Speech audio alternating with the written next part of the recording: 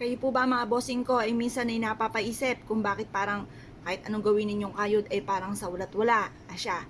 Para may patungutunguhan po ang inyong pagkayod mga bossing, ito po ay mainam na subukan nyo po itong gawin mga bossing. Basta may 100% kang paniniwala sa mga gatong mga pamamaraan. Kailangan lamang po natin mga bossing ko ng oregano. Ang oregano ay isa sa mga pinakamagandang pamamaraan para po tayo ay swertihin. Ang oregano ay may kakayahan upang sa ganon, kayo po ay masigit na maka-attract ng swerte, lalo na tungkol sa usapin ng pera. At ganoon din po mga bossing ko ang ating barya, ito po ay nagtatawag ng swerte. Kaya sinasabing ang bilog ay swerte dahil inihahalin tulad po yan sa barya para mabilis tayong maka-attract ng swerte sa pera, para mabilis gumulong ang magandang kapalaran. Gagamitan po natin ito ng 5 piso. Pumili kayo ng barya na makinang.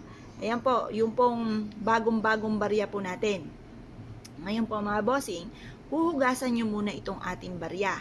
Pagtapos, ibibilad nyo ito sa sinag ng araw. Huwag nyo po siyang tutuyuin. Hayaan siya kusang matuyo. Kapag natuyo na yan, pwede na natin gamitin pampaswerte. At ganoon din syempre, yung ating oregano. Ang oregano, yung aroma po niyan, mabango po yan eh. Yan po ay hindi lang for healing, hindi lang yan para sa ubo.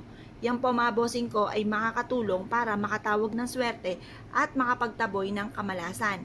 Proven po ang ating oregano, basta't may 100% kang paniniwala. Ang gagawin nyo lamang po mga bossing ko, ilalagay nyo po ito dyan sa gitna. Pagkatapos, magwi-wish ka sa may silangan ng 6:30 or kaya po'y alas 7. Halimbawa ay ganito.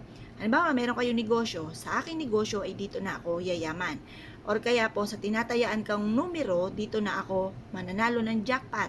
Or kaya may karamdaman kayo, sabihin niyo po dito, gumaling na kayo at hindi na kayo magkaroon pa ng karamdaman. Basta lahat ng kahilingan ninyo, walang gamit na sana, direct to the point. Labis-labisin nyo na dahil wala naman pong bayad ang kahilingan. Lubos-lubusin nyo na ang inyo pong mga wishes. Pagtapos po niya mga bossing ko, sabihin nyo sa pamamagitan nito, yayaman ako at magtatagumpay, lahat ang mga pangarap ko ay matutupad.